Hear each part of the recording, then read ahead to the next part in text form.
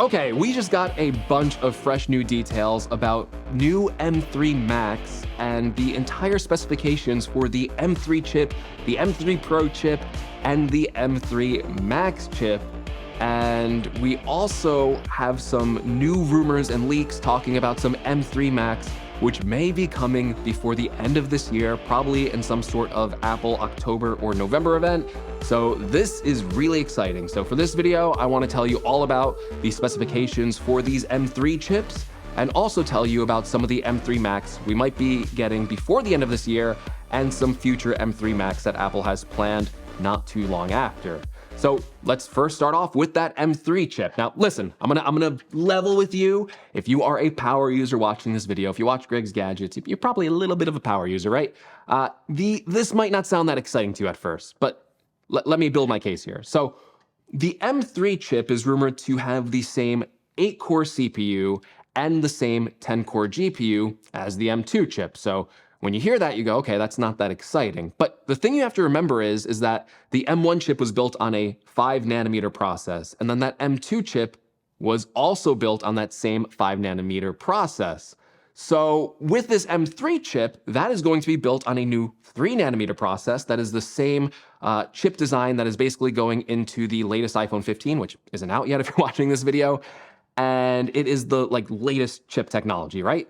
I believe, right, this is going to be the first computer, the first desktops and laptops with a 3-nanometer chip. So not only does that mean that these chips are going to be more powerful, but because they're built on that smaller process, they are going to be way more energy efficient than the M1 and the M2 chip, which also means that Apple is going to extend their lead already with their already impressive efficiency and thermal performance on these Macs. So when you have a thin and light computer like the MacBook Air, or even something small like a Mac Mini, because these 3-nanometer chips are running at lower energy, they're going to produce less heat, they're going to run better thermally, and they're going to get a power boost on top of the M3 chip.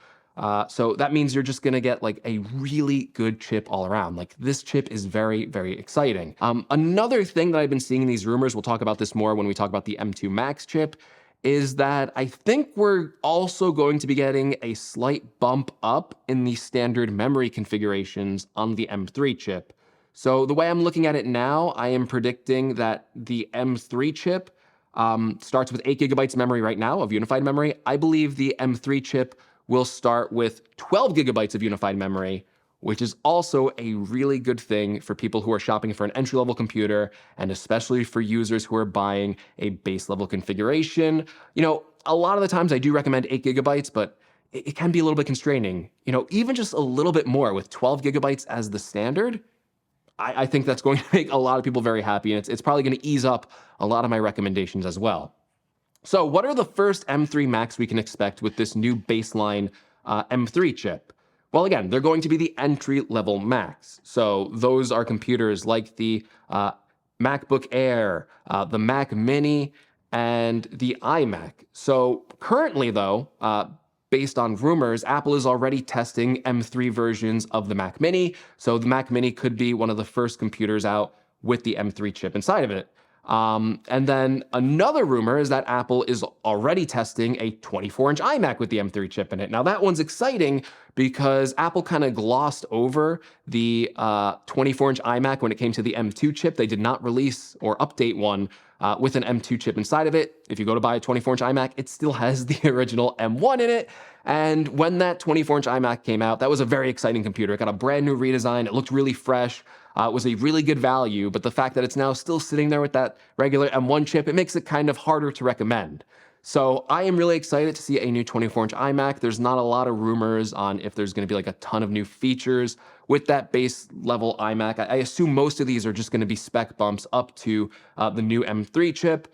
But yeah, a 24-inch iMac with an M3 chip, especially if it comes with even more memory on the baseline, that is going to be a fantastic computer to recommend. And then, of course, obviously, you also have the MacBook Air. I'm wondering how that update's going to play out. Obviously, the M2 MacBook Air hasn't been updated in over a year now, so it's due for an M3 upgrade. But the 15-inch M2 MacBook Air just came out, so it's kind of weird. Apple has done really quick spec bumps before in the past, so it wouldn't necessarily like super surprise me if Apple, this fall came out with a 15-inch M3 MacBook Air. But I just kind of feel bad because I really like that M2 15-inch MacBook Air. I've been recommending it. And then if someone goes out and buys it today and then like, in a few months, there's already an M3 version, that sounds weird to me. So I'm not sure if Apple will actually update the 13-inch M2 MacBook Air and then leave the 15-inch with just the M2 chip and not the M3. I don't know how to parse that one. So maybe they'll just do the Mac Mini and the 24-inch iMac first and then save that for a later date. But another rumor was that Apple was testing a 13-inch version of the MacBook Pro with an M3 chip. Now with this one, I hope they do something more than just, give this a spec bump upgrade. Because, that MacBook Pro is still using the older design. It's still using the touch bar. And I would really like to see the design language updated to what we have on the new MacBook Air and the 14 and 16-inch MacBook Pro. And that computer, that laptop, it feels a little bit redundant right now with the release of that new 15-inch MacBook Air because they both start at $1,300. If you were to ask me if you should buy an M2 MacBook Pro 13-inch or the M2 MacBook Air 15-inch, I would say get the 15-inch MacBook Air. So I almost kind of hope that Apple broadens the lineup a little bit. And to do this, I think what they could do is maybe start that MacBook Pro at a higher starting price. So release it with the M3 chip, maybe start it at around like $1,500, $1,600. Give it the more modern design of the 14-inch MacBook Pro. Put a couple more ports on it, differentiate it from the MacBook Air lineup, and maybe even put in some of the nicer specs that the 14-inch has, like a mini LED display. But then like the difference between that 14-inch MacBook Pro and maybe the smaller 13.6-inch MacBook Pro, whatever you want to call it, maybe that would only have like the M3 chip and you wouldn't be able to spec it out to like an M3 Pro. So I think that would make more sense in the lineup. You can give more ports and then like the better screen technology to people who want that, but don't necessarily need the power of the higher end M3 chips. But yeah, those are basically the entry-level M3 Macs. These are the ones that could potentially launch before the end of this year. Again, probably in October or November. But there is even more. There's even more news to talk about. And that would be with what I think a lot of the people watching this video would be excited for. New M3 versions of the 14 and 16-inch MacBook Pro with, of course, a new M3 Pro and a new M3 Max chip. First of all, unlike the regular M3 chip, which isn't getting an increase in CPU or GPU cores, the M3 Pro and M3 Max are. So for the M3 Pro, we are looking at a 16-core CPU, which is 4 more CPU cores than what the M2 Pro has. And then for the GPU core count, this isn't increasing all that much. It's only moving from a 19 GPU core on the maxed out M2 Pro to a 20 core GPU. But don't forget, it's on a 3nm process. These GPU cores are going to be more efficient. They're going to generate less heat.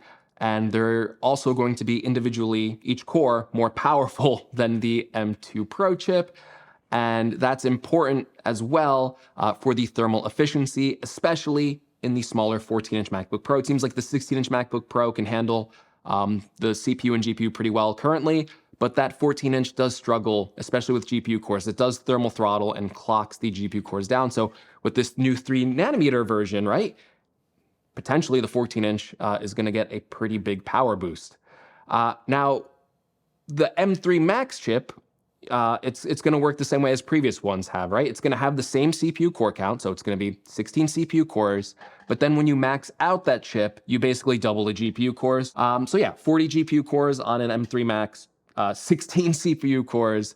That sounds like these are going to be really powerful, and the CPU speeds on these M3 Pro and M3 Max chips are probably going to be really, really good. Another exciting leak, though, which has to do with these new M3 Pro and M3 Max chips, is the memory configuration. I talked about this a bit before when we were talking about the regular M3 chip.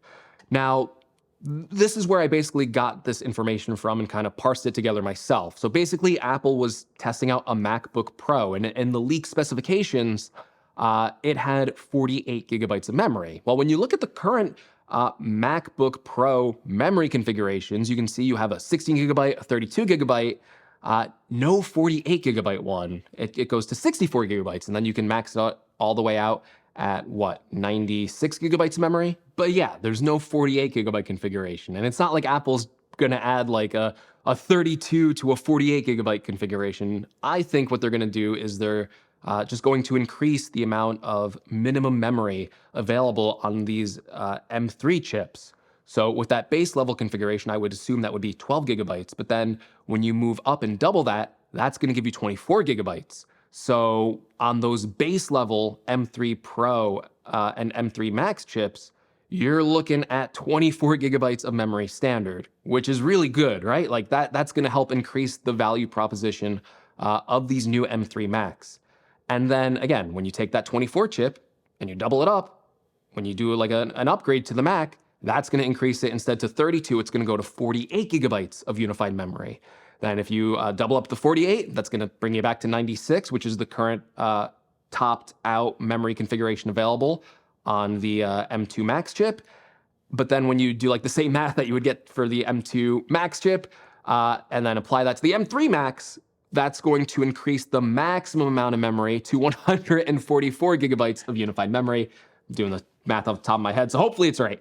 So 144 gigabytes of total unified memory on these laptops. And don't forget, because the Apple Silicon architecture is a shared architecture, that means that the GPU can take advantage of all that unified memory, all 144 gigabytes of it, and that is a unique advantage for Apple Silicon in general, right, when it comes to GPU and memory performance.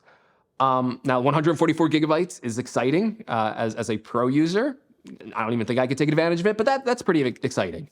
But I think the more exciting thing for everyone watching this video is that the base level of these Macs are just going to get more capable. So when you're buying a new 14-inch MacBook Pro, well, you'll get 24 gigabytes of memory as standard. So maybe if you were like an in-between user, like 16 gigabytes wasn't enough, but maybe you didn't necessarily need the full 32, this new 24 gigabyte spot is just going to help a lot. People save money, right? It's going to help people save money on these configurations, and especially for that base level M3 chip where that's going to increase to 12 gigabytes of memory. So the chips are getting more capable, not only in CPU and GPU performance, but it looks like just the standard, the amount of base level memory we expect for these machines is also increasing, which is also really good news. Now, we don't have leaks on the M3 Ultra chip, but you can kind of guess, right? You just have to do the math that Apple Silicon does, because an M3 Ultra is just basically two M3 Max chips put together. So when you double up 16 CPU cores, you're going to get 32 CPU cores, which is really good for a desktop computer, especially one as small as the Mac Studio. And that should be a pretty powerful CPU. When it comes to GPU cores, it sounds like you're going to get 80 of those GPU cores in total for an M3 Ultra. And then on the memory front, and this is something that Apple needs to increase, especially for that big tower Mac Pro, right? They need to increase their total memory. You would have to double 144 if my math was correct, and that would be 288 total of unified memory, getting us closer to 300, but still pretty far away from the maxed out 1.5 terabytes of RAM you could get on the old Intel Mac Pro. So Apple still needs to do a lot of work there, but hey, 288 gigabytes of unified memory, that's a lot. So that's kind of what we're expecting, or at least from my math, we can expect for the entire M3 chip lineup. Again, the 14 and 16-inch MacBook Pros, the first ones that are going to debut that M3 Pro and M3 Max chip, those are not supposed to be here by the end of this year. Those are supposed to be early next year, probably again sometime in March. They usually do like a March Mac event. So yeah, the entry-level Macs, the MacBook Air, Mac Mini, iMac, the 13-inch MacBook Pro, those are all on the table to be updated this fall. Not sure which ones they're actually going to update, but those are basically all on the table. They could update those this fall with that new entry-level M3 chip, and then the 14 and 16-inch MacBook Pros will be updated early 2024, and then I have no idea when the next Mac Studio and Mac Pro are going to come out, probably a little bit after that. But yeah, that is basically all the information that has been updated on these new M3 Macs. They are coming, right? And I'm pretty excited for them. So hopefully you found this video informative. If you did, please leave me a like. If you want to see more from the channel, make sure you're subscribed. And thank you so much for watching. And I will see you all in the next video. Take care, everyone.